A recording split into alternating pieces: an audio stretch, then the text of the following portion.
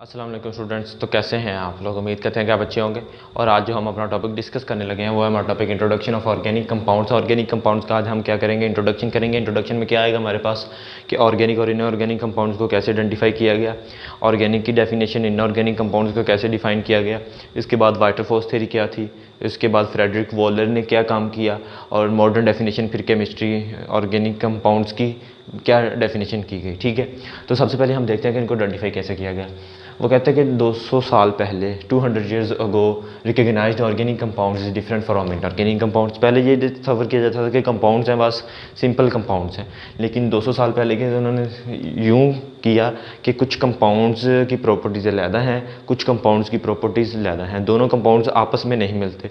तो उन्होंने क्या कह दिया, उनको क्लास बना दी कि एक ऑर्गेनिक क्लास बना दी और एक इनऑर्गेनिक क्लास बना दी। ठीक है, कंपाउंड्स की। तो कुछ जो ऑर्गेनिक क्लास में आए वो उनको कहा गया कि ऑर्गेनिक कंपाउंड्स हैं, और जो इनऑर्गेनिक में आए उनको क्या कहा गया कि वो इनऑर्गेनिक कंपाउंड्स हैं। ठीक है, तो अब साइंटिस्ट को उनकी डिफ़ाइन करना पड़ा कि ऑर्गेनिक कंपाउंड्स हैं क्या। वो कहते हैं कि organic compound can obtain from living things. उन्होंने सादा सी डेफिनेशन कर दी कि जो भी कंपाउंड्स हमें लिविंग थिंग से मिल जाए वो क्या होंगे, हमारे पास ऑर्गेनिक कंपाउंड्स होंगे। इसके बाद उन्होंने और इनऑर्गेनिक कंपाउंड को कैसे डिफ़ाइन किया। वो कहते हैं inorganic compound can obtain from non living things, कि जो भी कंपाउंड हमें नॉन लिविंग थिंग से मिल जाएं वो क्या होंगे, हमारे पास इनऑर्गेनिक कंपाउंड होंगे। ठीक है, तो इसके बाद साइंटिस्ट काम करते रहे, वर्क करते रहे, रिसर्च पे बहुत काम किया उन्होंने कि कोई कंपाउंड बना सकें या कुछ कर सकें, लेकिन वो कंपाउंड बनाने में नाकाम रहे, ऑर्गेनिक कंपाउंड। ठीक है, क्योंकि ये लिविंग थिंग्स में थे, लिविंग थिंग्स के वो रिसर्च करते रहे कि लैब में तैयार हो सके कोई ना कोई कंपाउंड, ऑर्गेनिक कंपाउंड्स, लेकिन वो इसमें क्या रहे, नाकाम रहे। नाकाम रहने की वजह से क्या हुआ, फिर उन्होंने एक थ्योरी दे दी, या एक थ्योरी बन गई, या एक कानून बन गया कि उनको उसको क्या कहा गया, vital force theory.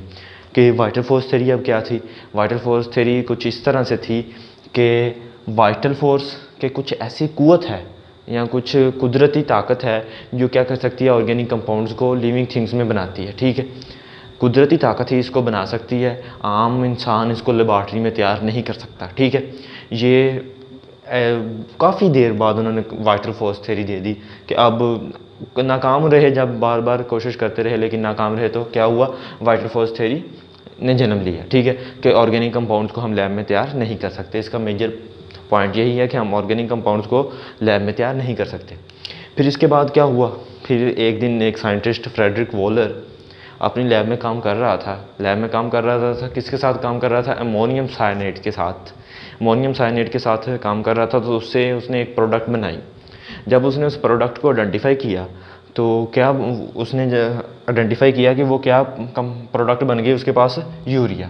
Frederick Wohler prepare urea, NH2 twice CO। ठीक है, वो क्या बन गया, यूरिया बन गया। और यूरिया क्या है, एक ऑर्गेनिक कंपाउंड है। ठीक है, ऑर्गेनिक कंपाउंड है। तो अब वाटर फोर्स थ्योरी रिजेक्टेड होगी, कि वाटर फोर्स थ्योरी ख़त्म होगी, कि क्योंकि पहला ऑर्गेनिक कंपाउंड प्रिपेयर हो चुका है। ठीक है, लैब में प्रिपेयर हो गया, तो वाटर फोर्स थ्योरी ख़त्म होगी, क्योंकि ये कहती थी कि सिर्फ ऑर्गेनिक कंपाउंड्स किस में बन सकते हैं, लिविंग थिंग्स में। तो ये अब लैब में प्रोड्यूस हुआ, तो वाटर फोर्स थ्योरी ख़त्म।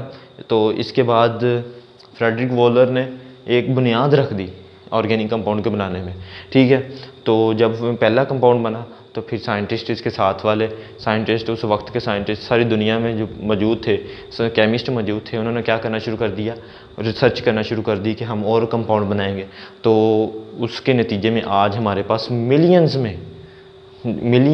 में क्या है, ऑर्गेनिक कंपाउंड मौजूद हैं, जिसको हम स्टडी करने के लिए भी काफ़ी टाइम चाहिए।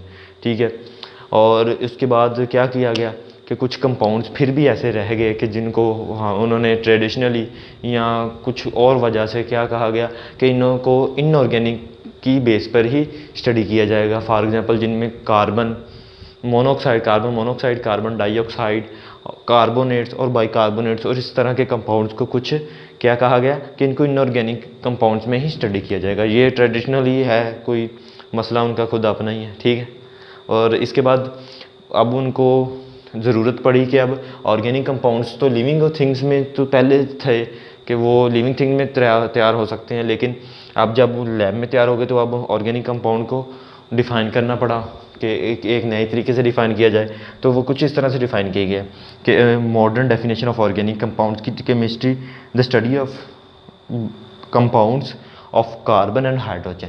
ठीक है, वो कहता है कि कार्बन और हाइड्रोजन के कंपाउंड्स की स्टडी क्या होगी, हाइड्रोकार्बन्स, कार्बन और हाइड्रोजन के कंपाउंड्स को क्या कहते हैं, हाइड्रोकार्बन्स, एंड देयर डेरिवेटिव्स, और उनके डेरिवेटिव्स की स्टडी को क्या कहेंगे हम, ऑर्गेनिक कंपाउंड, ऑर्गेनिक केमिस्ट्री कहेंगे। ठीक है, क्या कहेंगे, ऑर्गेनिक केमिस्ट्री कहेंगे।